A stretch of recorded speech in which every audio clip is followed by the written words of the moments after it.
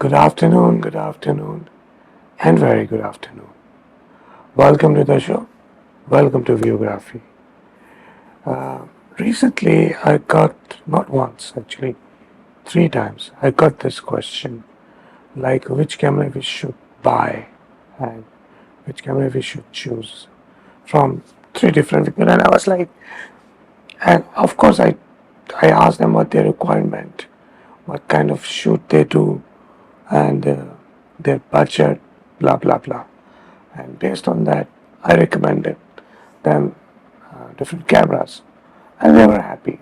But at the same time, they told me, you should make a video about it. And I was scratching my head, and I was thinking, well, this is a very subjective area, and whatever I'm going to say, which I am going to say next, people may or may not agree on that, but I thought, okay, let me try and let's see how it goes. Let's see.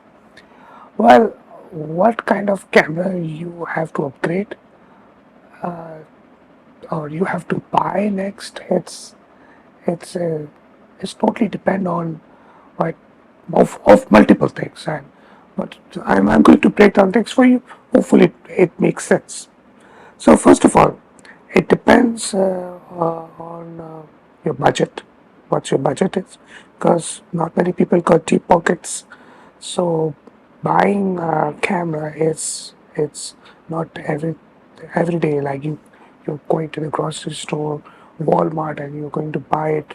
Next week you're going to buy any other next camera. It's not that easy. Okay, you buy a camera once and it will last forever. But before you buy the camera, you have to keep one thing in mind, and I always repeat that thing to every new photographer enthusiast or even the professionals. And I quote this thing, and this is my original quote. And I write this thing every time, even on social media, which is camera comes and goes, lenses remains forever. I repeat, camera comes and goes, lenses remains forever. So you have to buy or you have to invest in lenses first, which ultimately you are going to upgrade your camera body. But you buy one good lens and it will with you for the rest of your life. So invest on the lenses and then go for the camera body. But this video is about camera body. So I'm assuming you already have the lenses, a basic set of lenses, which you're going to use for taking photos or making videos or whatever. So what kind of camera do you upgrade for? First, it starts with the lenses. Again, see, the same thing. It starts with the lenses because the question that I received was like, I am having a crop body setup with crop body lenses, and I'm thinking to upgrade for full frame. So can I use my crop sensor lenses over my full frame camera body, which I'm going to buy next? First of all, using a crop sensor lenses over your full frame camera bodies is not going to be an efficient result because you are trying to save money by using the same old lenses over your new camera. Even the format is completely different, but again, you are just going and rushing towards buying the camera because everybody is switching towards the mirrorless. So your TX camera body is kind of a looks pain in the neck, which doesn't make sense. It's still the same. Like it's going to take the same images. There is nothing going to be different when it comes to taking images. But when it comes to making videos, yeah, that's a totally different ball game. That's where the mirrorless shines all the time. So when you are going to use the crop sensor lenses over your full frame, you are not going to get the efficient output from the full frame sensor. Like for example, if we are going to use a 24 megapixel full frame camera and you're going to use crop sensor lenses over the full frame camera, the output of 24 megapixel will be reduced to 10.5 or 10.2 megapixel. It's just like 24 divided by 2.25, you will get 10 megapixel. So Ultimately, you will be getting a crop frame, not the full frame.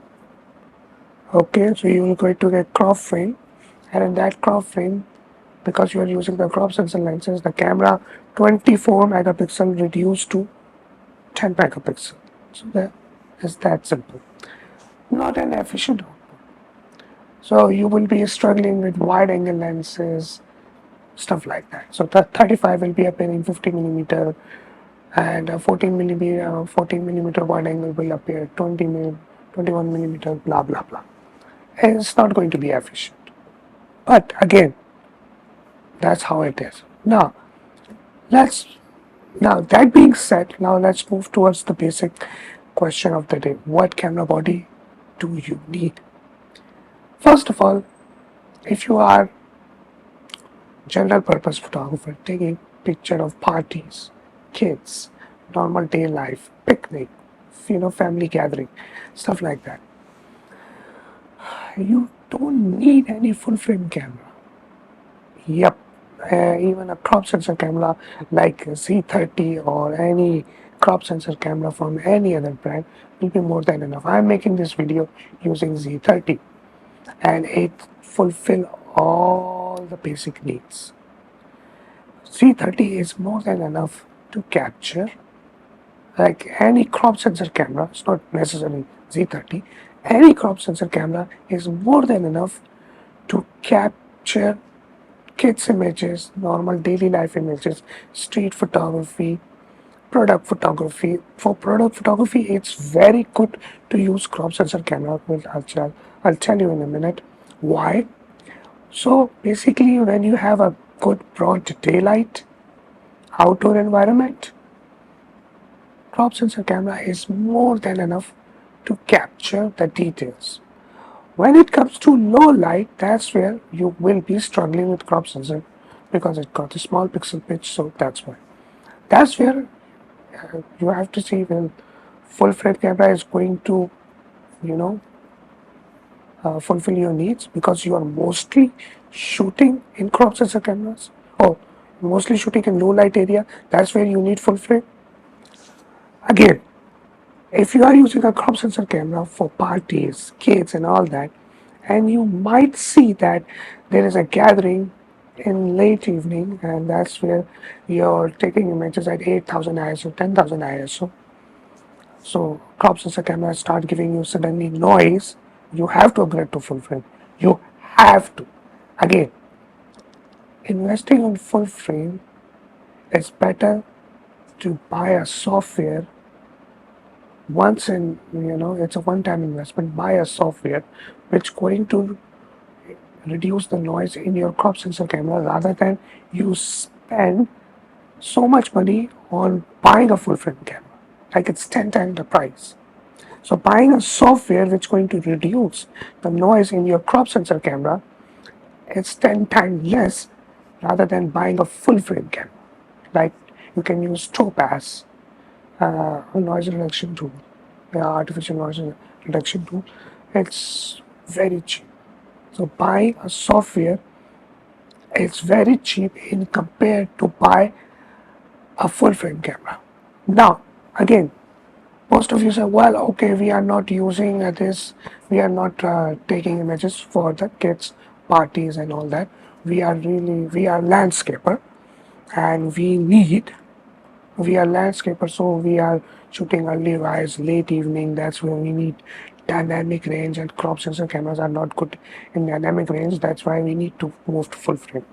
First of all, crop sensor cameras, today's modern crop sensor cameras, their dynamic range is nearly as equal to full frame when it comes to normal daily life shoot. Trust me, I have used all of them. I have used this I'm shooting with Z30, and with the Z30, which is 24 megapixel crop sensor camera, I done shooting landscape, and I put the images on the screen. You will see how amazing that camera is.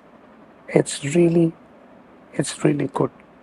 All you need to do is to use it within its boundary to make the maximum output, which matter of some other discussion. So if you are moving towards full frame, because you are a landscaper or you are a portrait photographer. You need full frame, so okay, fine. You are mostly shooting landscape. You are mostly shooting those people uh, in a natural light environment. That's where you need a good full frame camera with good dynamic range, so which reduce the noise. Blah blah blah. Fine, that makes sense.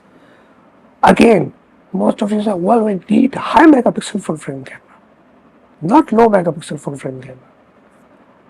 If you are shooting with high megapixel full frame camera, it doesn't make sense, especially if you're shooting landscape or portrait. Just because it's full frame and high megapixel, so it will be enough? No. The performance of the high megapixel full frame camera is literally equal to a crop sensor camera, because the number of pixels per unit area of the high megapixel full frame camera is nearly equal to crop sensor camera. Let me explain how. The camera dynamic range, ISO performance and all this is basically, it depends not on the size of the sensor. If this full frame and this is crop sensor, the dynamic range or the high ISO performance do not depend on the sensor area. It depends on the size of the pixel. So like for example, we are having D500 or Z30 or Z50 or ZFC or D7500, which all are 20.9 megapixel camera. These are 5 cameras like D500, D7500, Z50, ZFC and Z30. All these 5 cameras are 20.9 megapixel. All these 5 cameras are crop sensor. And then we have 5 full frame cameras, which is D850, Z7, Z72, Z8, Z9. All these 5 full frame cameras are 40, nearly 46 megapixel, 45.5, 45.7 megapixel. So these are 45.7 megapixel full frame cameras, and these 5s are your 20.9 megapixel. So 20.9 megapixel, 45.7 megapixel. Obviously, on paper, all these 5 cameras got more pixels rather than in compared to these 5s. But at the pixel level, they are all the same. All these 10 cameras literally the same.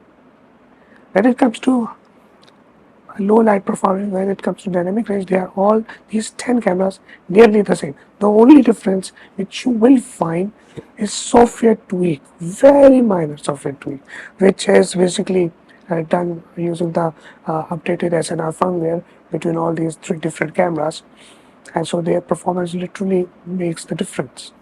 Like for example, the Z8 and Z9 are having near half a stop of dynamic range difference, even though they are having the same sensor, nearly the same sensor. And for example, that D500 and Z30, they are having the same number of pixels per unit area, but Z30 performs better in low light in compared to D500 because of better SNR firmware. So again, having a high megapixel full frame camera is not guaranteed to give you the same performance or same better low light capability or better dynamic range. That's why you need, if you want better low light capability, you want better dynamic range, then go for low number of megapixel, like 24 megapixel. Is an optimum area where you will get the best low light performance and maximum number of maximum number of pixels. So what happens, this is how it goes. The moment you start increasing the megapixel, the higher ISO performance and dynamic range start decreasing. So if you have low number of megapixels, like let's say 12 megapixel, which A7S3, T700, your ZV-E1, the latest from Sony, or D3, D3S, they are all 12 megapixel cameras. So the number of megapixel less, the dynamic range at high low light performance or high ISO performance is maximum. The moment you start increasing the megapixel, the high ISO performance, the low light capability or dynamic range start decreasing. So you have to see a point where both are maximum, and this point is 24 megapixel. That's where you will get the best of everything. Now, now 24 megapixel is the optimum range. So what kind of photography I do for which I need 24 megapixels? Okay, now let's talk about that. If you are landscaper, 24 megapixel is enough.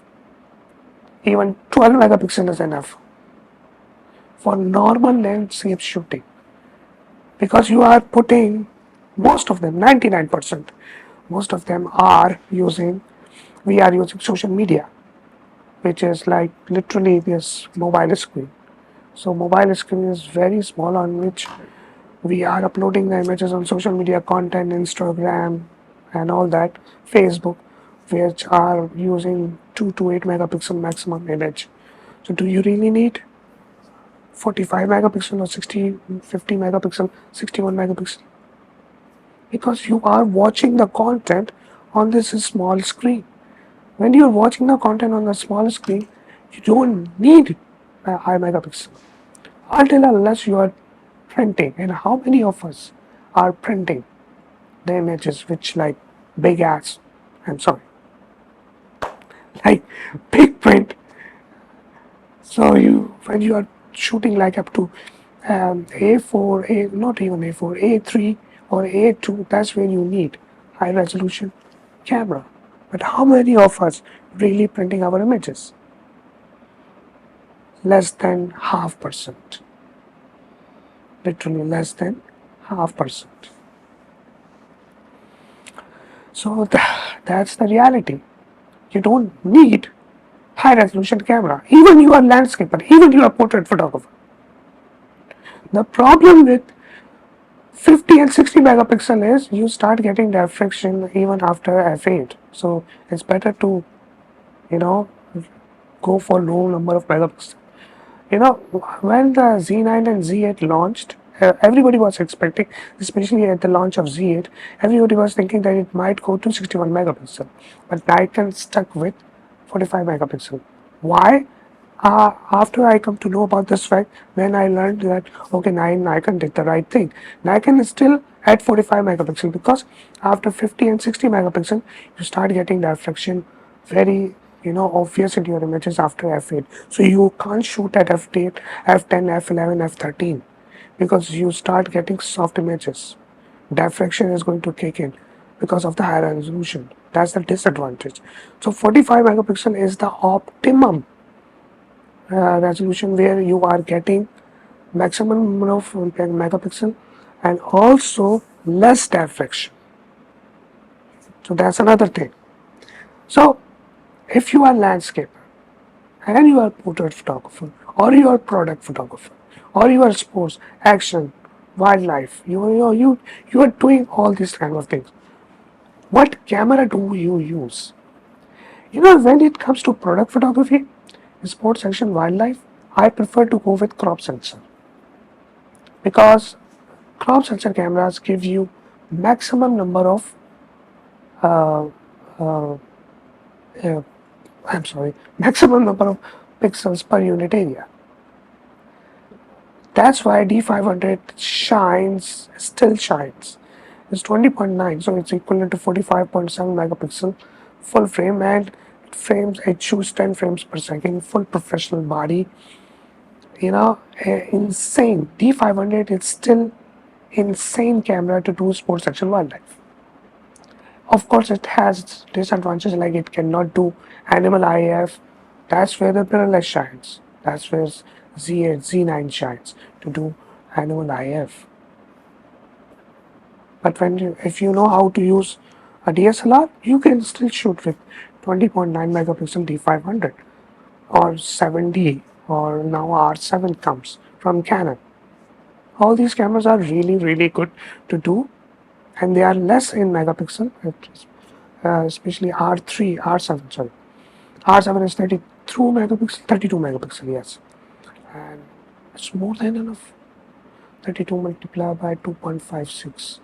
So that is the megapixel that you will get full frame equivalent if you are using uh, Canon R7. 32 multiplied by 2.56. That's the answer. That's the answer of full frame equivalent number of megapixels.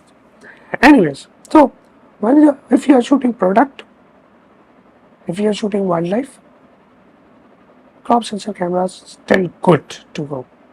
When it comes to full frame, well, especially in landscapers and portrait, 24 megapixel is more than enough. Even up to print up to A3. A3 size, 24 megapixel, more than enough to print. I have done that. So that's why. When it comes to sports action, okay, that's where you are mostly cropping and all that, just also the wildlife, bird and all this to get a decent composition. Crop sensor camera, 20 megapixel, 24 megapixel for crop sensor is more than enough. Or you go with full frame because you think you get extra frame will help you into the composition. That's fine, that makes sense, especially when it comes to wildlife, especially when it comes to sports. Yeah, 45 megapixel full frame is good to have in compared to the same number of pixels per unit area crop sensor camera. Then because in the crop sensor camera you will be relying on this frame, even though the number of pixels per unit area for the crop sensor and for the full frame and crop sensor is the same, but you will get extra frame which might help you to a better composition. That's where full frame camera helps. It's better to go with, but again, you need a good glass first in order to use that extra frame efficiently. Okay, what about weddings or events? Trust me, if you are doing events, if you are doing weddings in the daylight, in the normal lit environment, processor camera is more than enough. If you are having low light area, low light event, full frame. But how many megapixel? 24 is more than enough. You don't need high resolution camera. High resolution camera comes with their own disadvantages. You need higher capacity card, you need higher bigger drives, hard drives to store the images. You need to upgrade your computer to process those images in batch or individually or doing HDR or whatever. Depends. So everything is having its own advantage and disadvantage. So how do I shoot? Okay, let's say if people think I have too many cameras. First of all, I don't own too many cameras. It's thanks to Nikon Middle East. They always very kind to give me the gear which I requested them. Like I asked them for Z9, they gave me Z9.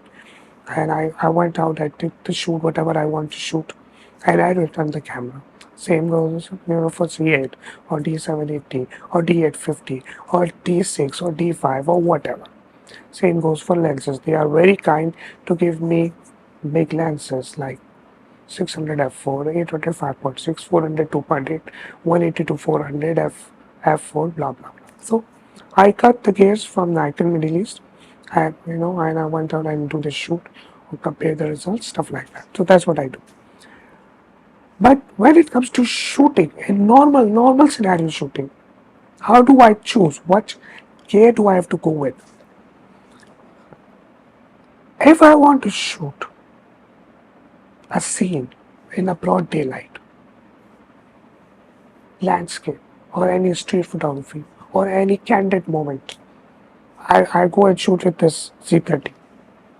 More than enough. I don't need full frame. If there is a low light area, I'm going to put two images side by side on the screen right now. At the same time, it was 4 a.m. in the morning. Very low light performance. Okay, very low light performance. Not performance, very low light area. It was on the street. I stopped the car, I took the image. This image is from Z30, as you can see the noise. And then I immediately switched to Z5, full frame. Okay, so Z30 20.9 megapixel and Z5 24 megapixel full frame, which is the crop sensor level is 10 megapixel. And as you can see on the screen, the noise difference between these two cameras is significant, is very much. Even though I can reduce the noise in Z35 and they're going to be equal. If I'm going to use the software and apply the noise reduction on the both output, the result is going to be the same. So for me, I know how to use the camera. And let's say I don't own a Z5. I only own Z30 because I don't have much budget. So I can use that same noisy file, apply the noise reduction, and get the result equal to full frame.